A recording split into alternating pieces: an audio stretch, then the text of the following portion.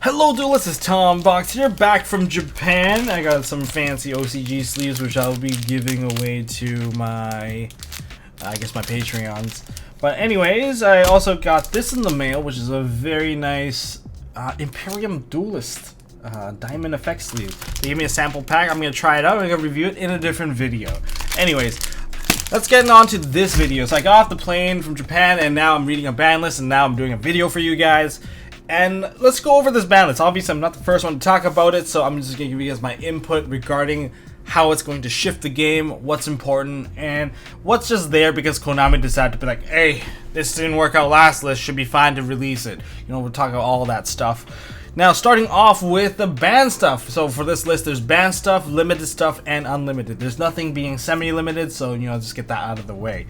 Starting off with the banned stuff, most of these are actually low-level monsters that are acting as combo pieces or were considered by the community as a toxic, degenerate card, which is subjective.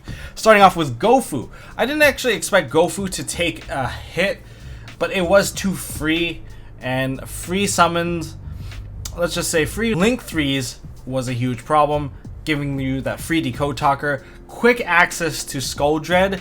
Don't forget, Gofu right now can turn into so many things, and with Skull Dread, Saryuja, it gives you a free 4-card draw, so that had to go. I mean, no one wants to search your deck for 4 cards or dig your deck for 4 cards and then put away the ones that are basically dead and basically re-energizing some combos that potentially were already kind of wrecked because cards were in your hand. So that is one of the biggest takeaways. And with Saryuja, there's also another card being hit. We also have Level Eater. Level Eater was a bit of an unfortunate hit because we just got Mech Knights, and Mech Knights love this card because it gave you free link access to basically your entire extra deck at this point. And since all your monsters were high level, eating levels for free and then making a link monster, getting rid of your monster, coming back and then eat the levels again, that's why you're gone. Most unfortunate. Another combo piece that's taken away, we have Dandelion being taken away. Dandelion, token generator for plants or generic mill base or graveyard synergetic decks. That's all taken away, so yeah, it's unfortunate. So a lot of the free combo pieces that spammed on special summoning or relied on special summoning, they're being taken away.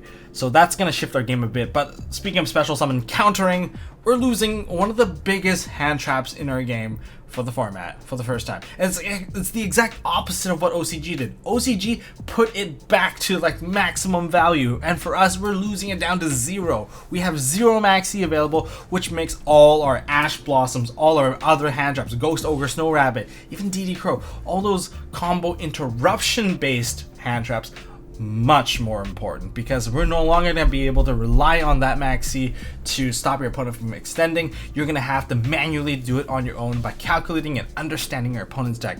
In some way, it actually just makes the game a bit more skillful, and in some other ways, if you want to look at it at the other angle, which is you're taking away the options to stop your opponent through special summoning. So special summon spam decks, hopefully they get a heavier cost in the coming format, where if you get interrupted you can't really continue going on, because if you have decks that can still spam for free, that's not exactly going to do too well. We might get a very spammy format because Maxi's gone, but as long as the Ash Blossom hits correctly, the Ghost Ogre hits correctly, it kind of solidified those 2 hand traps in most people's deck lists. That's what I feel when it comes to hitting a Maxi, unless you get one specific deck there.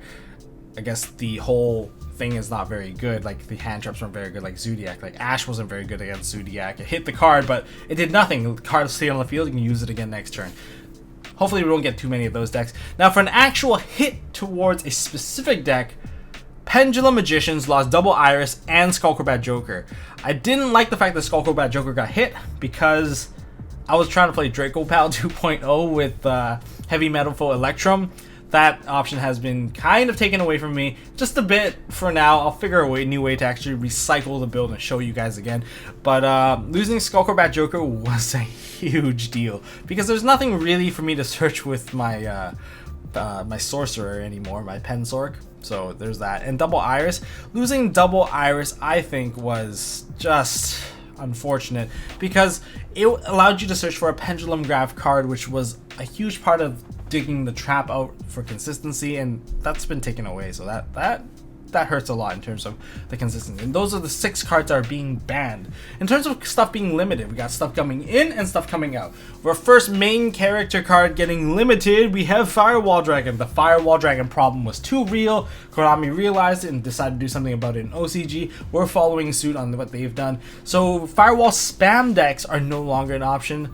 So if your combo only relies on one firewall, it's still available. But if you need to put like a firewall on top of a firewall, yeah, that's a no-go anymore. But it's actually not too bad. It gives your extra deck more space to play Saryuja, the Skull Dread.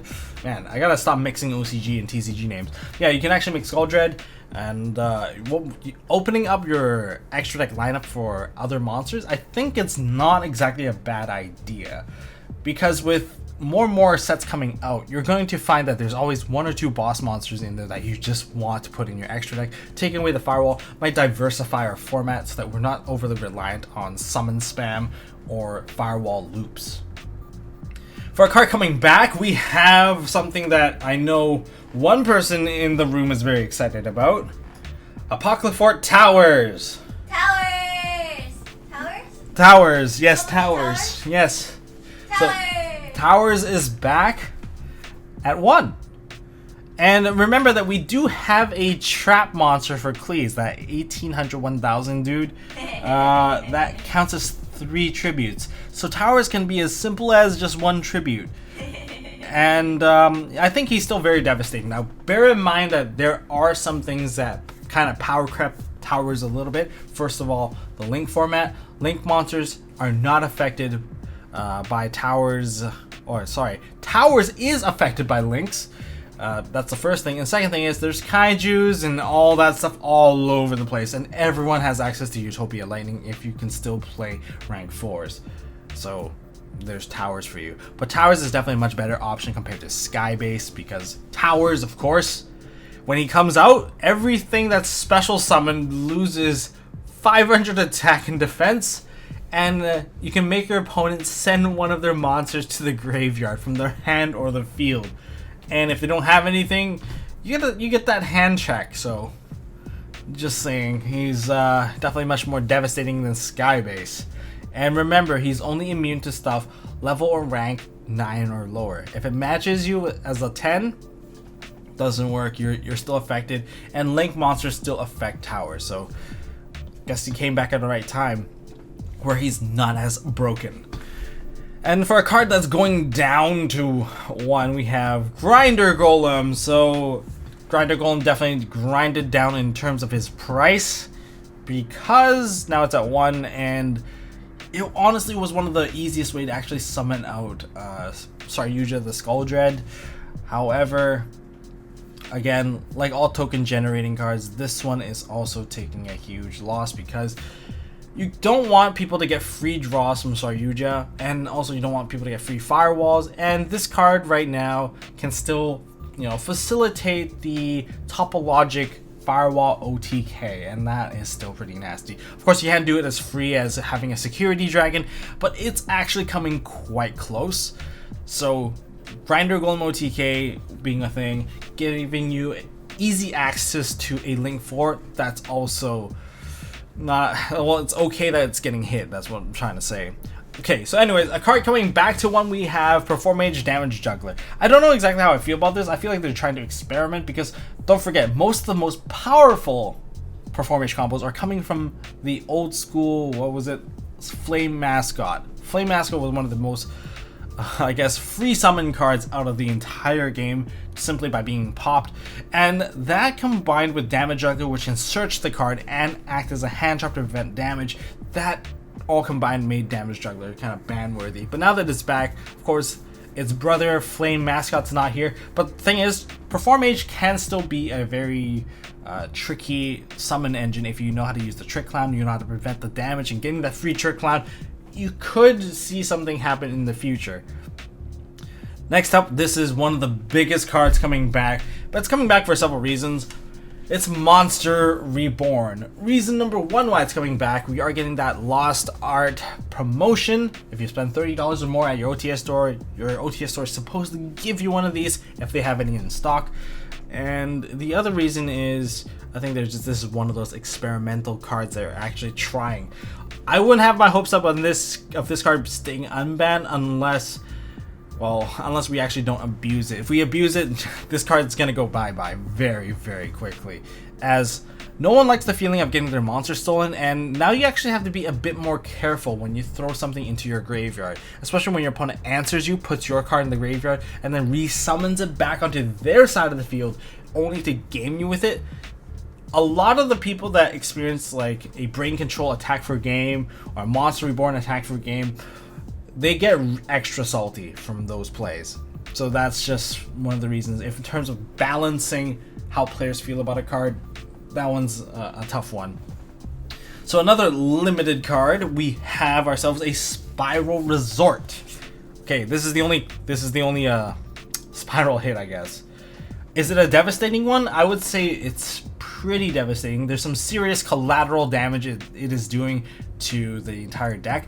Terraformings are taking a hit because if you actually search this card out, spirals are not exactly able to make some of the more devastating boards. I'm not saying that the spirals are completely dead, but they've definitely fallen off of their ranks because of the fact that hitting this card hits Terraforming and Master Plan. Master Plan was one of the best ways of actually getting you more pluses by being sent to the graveyard. If you use Terraforming to search out your quick fix or search out your drone or your agent, well, it's not exactly the same thing now. If you actually go into your double helix, unfortunately, there's no real point in bringing out the master plan aside from searching for a spiral mission. If you put it into the graveyard, you're not getting additional cards. In some cases, you can say that hitting this card is actually balancing the deck to the point that it doesn't feel as broken. Is the deck still playable? Is Spiral still viable? I can see people playing a tough, heavy variant where it's a Spiral control-based deck rather than Spiral out of control-based deck.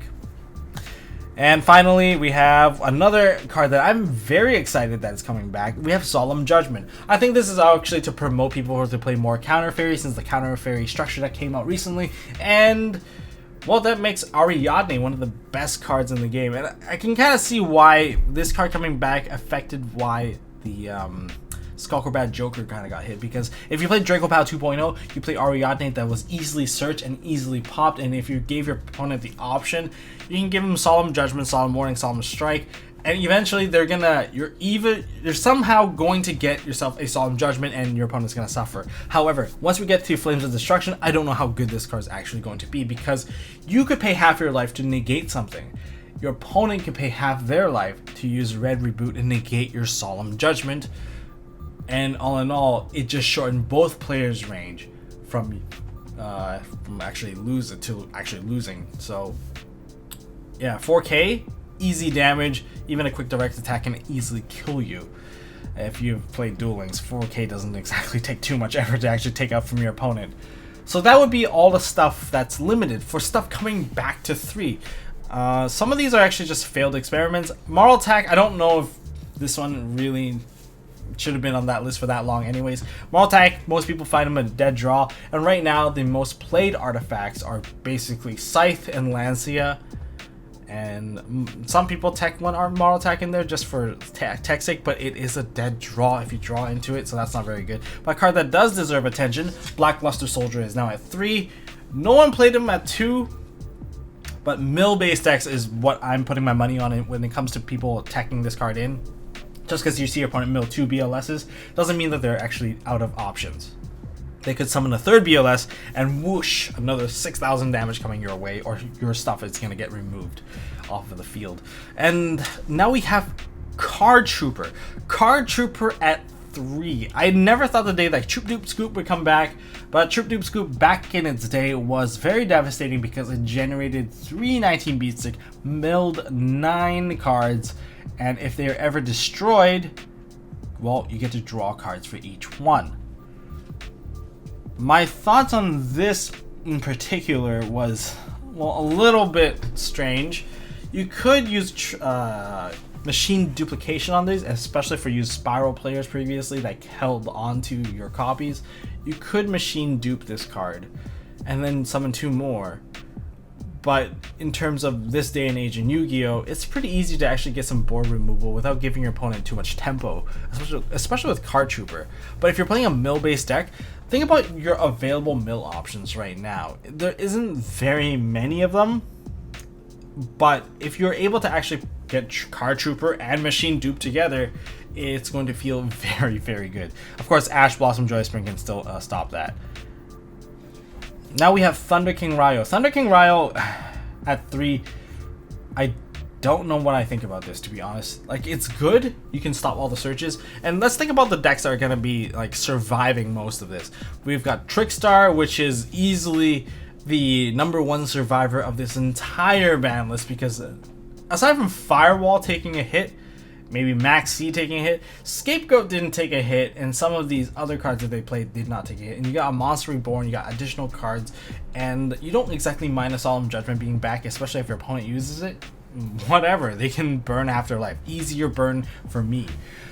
So, Thunder King, stopping searches. You can stop Mech Knights, you can stop, what was it, Invoked, you can stop, what else was there, Trickstars. I think that's, you've got a lot of options to open with, especially when you don't have a Maxi anymore. I guess one of the better options to open with is just summon Thunder King, and I think you can get to a point where you can actually summon Thunder King and pass. If that's an option, that'd be great. Also, cards going back to 3, we have Brain Control, just not enough people played it. It was just not worth it, especially with the new errata. El Shaddoll Fusion is just a big tease for you Shaddoll players because Construct is still banned, so giving us 3 El Shaddoll Fusion does not affect anything. It's just because Construct's still gone. And with all these light targets coming back, like Moral Tag, you have BLS, this is one of the biggest teas for Shaddoll players, like, ever. Now, Triple Future Fusion, you would think that Triple Future Fusion was just like a Konami attempt, like, oh, Future Fusion didn't work on last ban list, let's give us 3 Future Fusions. Well, when they do that, it's actually quite scary. Just imagine if someone had Grass, and Grass looks greener. This is just, I'm going to play all my Future Fusions at once. You better be able to clear this, or else you're going to die next turn. Same deal. In other words, now it's higher risk if you actually run more copies, and if your opponent Twin Twister you, well, then they had Twin Twister, but if this, any copy of Future Fusion going through, is almost like a win condition on its own.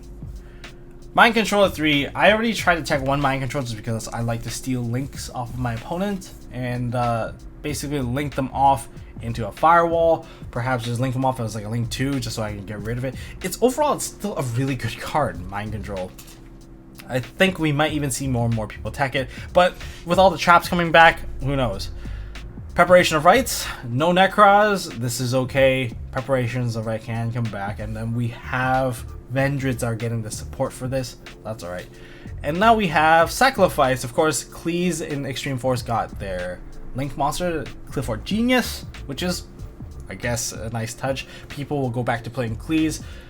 Some people will be annoyed, some of them won't, but we'll see. I wonder if the whole targeting meta is still going to be viable for, well, the whole playstyle of Cleese using their level 6s. Next, we have Bottomless Trap Hole at 3 for a very long time. This card has been limited. However, it's lost a lot of its potential with a lot of weak level monsters, being able to dodge, being able to be protected from destruction. I don't think this is the better card of the other ones being released. But overall, it's a good card, but perhaps we'll see more budget players use this card more often. And that's all I really feel about this. Next, we have Ceasefire and Ojama Trio going back to 3. Chainburn players, well, congratulations. You're going to get your Ceasefire at 3 now. I believe it was, what, semi-limited previously? Or was it limited? Regardless, you're getting 3 copies of this, which means your burning can continue. We also have triple Ojama Trio because people are just going to link them off anyway. So giving 3 Ojama Trio, if you time it well enough with your Just Desserts, well, it's a ton of damage that your opponent might not be ready for. But yeah, just expect that your opponent is going to link them off. And the card that I am actually very happy to see, it is going to be Torrential Tribute. I guess rather than just draw a ton of cards and prevent your opponent from playing, Konami is aiming to give us more board breaking cards. Hence the Mind Control, hence the Bottomless Trap Hole, Torrential Tribute. Mind Control, Thunder King. Thunder King is also a board removal. Remember, if it just summons out one card, you can just use Thunder King, send it to the graveyard, and negate the summon and destroy it. There's lots of things that are built here just for board breaking, rather than, you know, just your opponent overextends, can't kill you, you kill them back. It's not about that anymore. And we also have another card coming back, which is Bryo. Almost missed this one. Bryo's at 3 again, mainly because the errata and synchros and anything that requires the extra deck is basically heavily nerfed. So what do I think about this entire list? What's number 1 coming up? I believe Trickstar is the number 1 deck coming up from this ban list, especially after taking a serious beating for the other guys. Pendulum Magicians lost a ton of consistency, 6 cards at the very least, unless you play other cards in here, perhaps even more. The Spirals, consistency hitting off of your terraformings, hitting off of your weakening your master plan, and that basically takes away a lot of contingency plays, a lot of recovery, and the card advantage plays is basically taken away too. So the playstyle must shift for Spiral deck players, and I'm not sure if the Trickstars are ready to handle that. I'm not sure if they're ready to handle the Trickstars. And other decks coming in. What are the potentials for the other decks that were from Spirit Warriors? I can see that Dino players are going to have a fun day because most of their stuff, they remain the same.